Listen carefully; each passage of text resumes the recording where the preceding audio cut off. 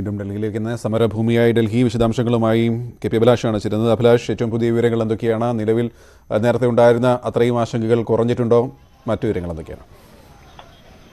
ഗോപികൃഷ്ണൻ, ഏറ്റവും പുതിയ വിവരം എന്നത് ആഭ്യന്തര മന്ത്രാലയത്തിലെ ഉന്നത ഉദ്യോഗസ്ഥർ യോഗം അവസാനിപ്പിച്ചിരിക്കുന്നു. അവർ യോഗത്തിന് ശേഷം ഇപ്പോൾ ആഭ്യന്തര സെക്രട്ടറി അമിത്ഷായുമായി നേരിട്ട് സംസാരിച്ചുകൊണ്ടിരിക്കുകയാണ്. ഡൽഹിയിലെ സ്ഥിതിഗതികളാണ് അമിത്ഷായെ ബോധിപ്പിക്കുന്നത്. ഡൽഹിയിലെ ഏതാണ്ട് എല്ലാ മേഖലയിലും തന്നെ അക്രമ സംഭവങ്ങൾ ഉണ്ടായി എന്നാണ് യോഗം വിലയിരുത്തിയത്. നമ്മൾ നേരത്തെ സൂചിപ്പിച്ചതുപോലെ തന്നെ കർഷകരെ സംബന്ധിച്ചിടത്തോളം അവരുടെ പ്രതിഷേധം രാജ്യത്തെ അറിയിക്കുക, അധികാരികളെ അറിയിക്കുക എന്നതാണ് ഉത്തരവാദിത്തമെങ്കിൽ പോലീസിനെ സംബന്ധിച്ചിടത്തോളം ഈ കർഷക സമരത്തിന് അപ്പുറത്തേക്ക് രൂപം മാറുമെങ്കിൽ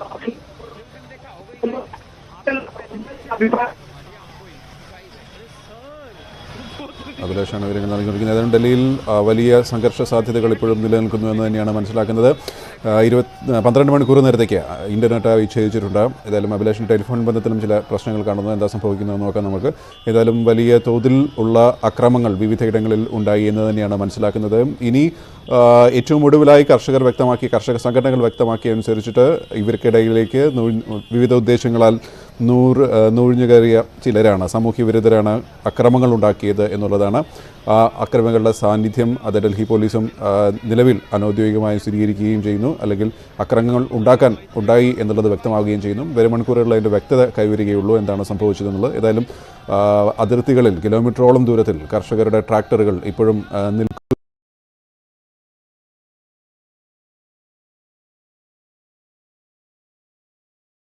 അതിനുള്ള കൺട്രോളും ഉണ്ടായിരുന്നു. പക്ഷേ ഒരു ഘട്ടത്തിൽ അതിനൊക്കെ അപ്പുറത്തേക്ക് കാര്യങ്ങൾ പോവുകയായിരുന്നു. ചെങ്കോട്ടയിൽ കൊടി ഉയർത്തുന്ന ദൃശ്യങ്ങൾ നമ്മൾ കണ്ടു. ഇപ്പോൾ ഡൽഹിയുടെ പല ഭാഗങ്ങളിലേക്കും സംഘർഷമുണ്ടായി എന്ന് മനസ്സിലാക്കുന്നു. ഒരാളാണ് ഇതുവരെ കൊല്ലപ്പെട്ടിട്ടുള്ളത് അല്ലെങ്കിൽ മരണപ്പെട്ടിട്ടുള്ളത്. അത് ട്രാക്ടർ മറിഞ്ഞിട്ടാണ് മരണമെന്ന് പോലീസ് വ്യക്തമാക്കുന്നു. വെടികൊണ്ടിട്ടാണ് മരിച്ചത് എന്ന് കർഷകരും ആരോപിക്കുന്നു. മൃതദേഹം വെച്ച് പ്രതിഷേധവും തുടരുന്നു. ഡൽഹിയുടെ സുപ്രധാനമായ ഇടങ്ങളിലേക്ക് പ്രതിഷേധക്കാർ എത്തിയിട്ടുണ്ട്. ഈ ഘട്ടത്തിൽ അവരെ പ്രതിഷേധക്കാർ എന്ന് വിളിക്കാൻ കഴിയൂ. അവർ കർഷക സംഘടനയിൽപ്പെട്ടത് ഏത് സംഘടനയിൽപ്പെട്ടതാണെന്നോ പ്രധാനമായും സേവനം ചെയ്യുന്ന സംഘടനയോടൊപ്പമുള്ളവരാണെന്നോ തുടങ്ങിയ കാര്യങ്ങളിലൊക്കെ നമുക്ക് ഏതായാലും വ്യക്തത വേണം. ഏതായാലും കർഷക സംഘടനകൾ വ്യക്തമാക്കിയിട്ടുള്ളത് 2 മാസക്കാലമായി തുടരുന്ന സമരത്തിൽ അതിർത്തിയിൽ തമ്പടിച്ചുകൊണ്ട് കൊടുന്തണുപ്പിൽ അവർ തുടങ്ങിയ സമരത്തിൽ എവിടെയും അക്രമം ഉണ്ടായിരുന്നില്ല. പക്ഷേ ഇന്ന് ഡൽഹിയിലേക്ക് എത്തുമ്പോഴാണ് അത് സംഭവിച്ചത്. അതെങ്ങനെ എന്നുള്ള ചോദ്യമാണ് പ്രധാനമായി ഉണ്ടാകുന്നത്. പക്ഷേ അഭൂതപൂർവമായ പ്രതിഷേധം, ലക്ഷക്കണക്കിന് മനുഷ്യർ പങ്കെടുത്ത പ്രതിഷേധത്തിനാണ് രാജ്യത്തിൻ്റെ തലസ്ഥാനം സാക്ഷിയായത്. ആ പ്രതിഷേധം സ്വാഭാവികമായും ഈ മണിക്കൂറുകളിൽ ആശങ്കയുടേതാണ്. കാരണം ഇത്രയും സമയം നമ്മൾ കണ്ട അക്രമങ്ങളുടെ അല്ലെങ്കിൽ സംഘർഷത്തിൻ്റെ ദൃശ്യങ്ങൾ വെച്ച് OTOയിലാണ് സംഘർഷം പ്രധാനമായി ഉണ്ടായത്. അത് കർഷകരുടെ റൂട്ടിൽ ഉണ്ടായിരുന്നില്ല. അവിടെ എങ്ങനെ ആൾക്കാരെത്തി, അവിടെ എങ്ങനെ ഒരു സംഘർഷം ഉണ്ടായി, അതും ഇപ്പോൾ ഒരു മരണം ഉണ്ടായിരിക്കുന്നു. ആ മരണത്തിൽ തന്നെ പോലീസ് പറയുന്നതും കർഷകർ പറയുന്നതും വേറെയാണ്. ഇവരെവിടെ നിന്ന് വന്ന കർഷകരാണ്, ഏത് സംഘടനയിൽപ്പെട്ടവരാണ്, നേരത്തെ കൺട്രോൾ റൂമിൻ്റെ നിർദ്ദേശം അനുസരിച്ചോ അല്ലെങ്കിൽ റൂട്ട് മാപ്പോ അനുസരിച്ചോ ഇല്ലാതിരുന്ന അവിടേക്ക് എങ്ങനെ കർഷകരെത്തിയെന്നും എന്തുകൊണ്ടെത്തിയെന്നും എന്തിനെത്തിയെന്നും തുടങ്ങിയ കാര്യങ്ങളിലൊക്കെയാണ് ഇപ്പോൾ ആശങ്കകളുള്ളത്. അതുകൊണ്ട് തന്നെ വരും മണിക്കൂറുകളും ഏറെ നിർണായകമാണ്. ഏതായാലും തലസ്ഥാനത്തെ ആശയവിനിമയ സംവിധാനങ്ങൾ തടഞ്ഞു. സർക്കാർ അത് ഇൻ്റർനെറ്റാണ് തടഞ്ഞു എന്നാണ് അറിയിപ്പ്. ഫോൺ തടഞ്ഞു എന്നുള്ളത് നമുക്ക് വ്യക്തമല്ല. ഏതായാലും ഇൻ്റർനെറ്റ് നിലവിലില്ല.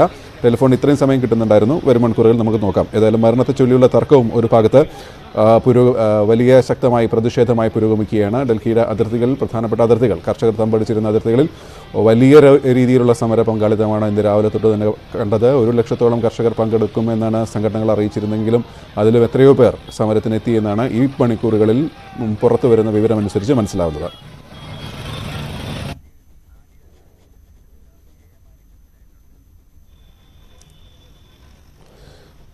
ഡൽഹിയിൽ നിന്നുള്ള മറ്റ് പ്രതികരണങ്ങളിലേക്ക് കൂടി നമുക്ക് പോകുന്നു. ശ്രീ AM ആരിഫ് MP ആണ് ഈ ഘട്ടത്തിൽ ടെലിഫോൺ ലൈൻ ചേരുന്നത്. ശ്രീ ആരിഫ്, കർഷക സംഘടനകളുടെ ഔദ്യോഗിക വാർത്താക്കുറിപ്പ് അല്പസമയം മുമ്പ് വന്നതനുസരിച്ചിട്ട് ചില നുഴഞ്ഞുകയറ്റങ്ങൾ ഉണ്ടായി.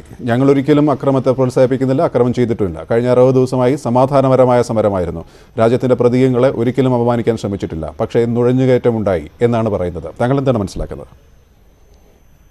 അല്ല, ധാരാളം കർഷക സംഘടനകൾ ചേർന്നുള്ള സമരമാണ്. ആ സമരത്തിന് ഐക്യദാർഢ്യം പ്രകടിപ്പിച്ചുകൊണ്ട് ധാരാളം സംഘടനകൾ സമരരംഗത്തുണ്ട്. അതില് ആ പൊതുസംഘടനകളുടെ പൊതു തീരുമാനം ചിലപ്പോൾ അറിയാനും പാടില്ലാത്തവരായിട്ടുള്ള ആരെങ്കിലും ആയിരിക്കും, അല്ലെങ്കിൽ അതിന്റെ സ്വാഭാവികമായ പ്രതികരണങ്ങളായിരിക്കും.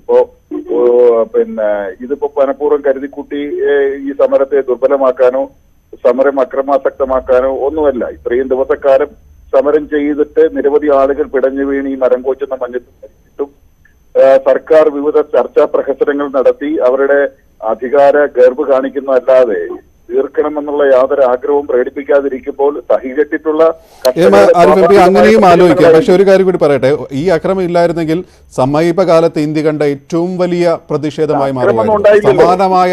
സമാനതകൾ ആരെങ്കിലും ആക്രമിച്ചോടെ അവിടെ നമ്മൾ ഒരിക്കലും അക്രമത്തെ ആരും അംഗീകരിക്കത്തുമില്ല, ന്യായീകരിക്കത്തുമില്ല.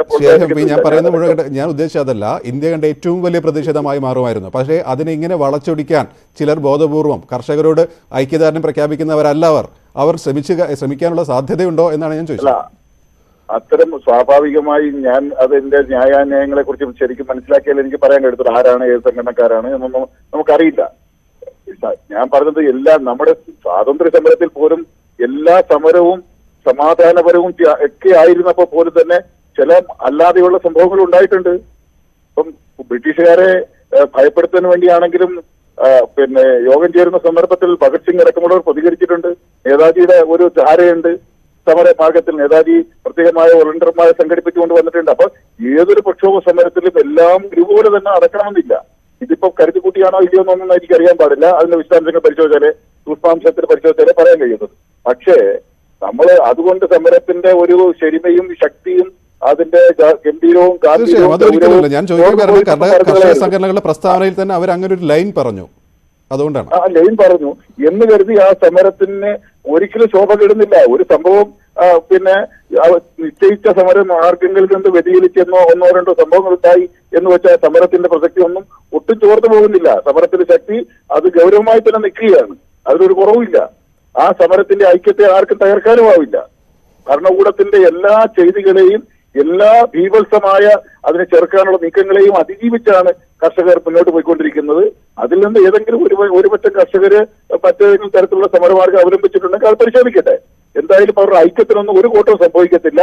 അത് അതിന്റെ പേരിൽ ഒരു സംഭവം ഉണ്ടാകാൻ പോകുന്നില്ല. ഇത്തരത്തിലുണ്ടായ സംഭവ വികാസങ്ങളെ സംബന്ധിച്ച് പരിശോധിക്കും. പക്ഷേ ഇത്രയധികം ആളുകൾ മരിച്ചതിന്റെ സ്വാഭാവികമായ പ്രതികരണം ഏതെങ്കിലും ഭാഗത്തുനിന്ന് ഉണ്ടായിപ്പോയാൽ അവരെല്ലാം നുഴഞ്ഞുകയറ്റക്കാരും ഭീകരവാദികളും തീവ്രവാദികളുമായിട്ട് ചിത്രീകരിക്കണമെന്ന് എനിക്ക് തോന്നുന്നില്ല.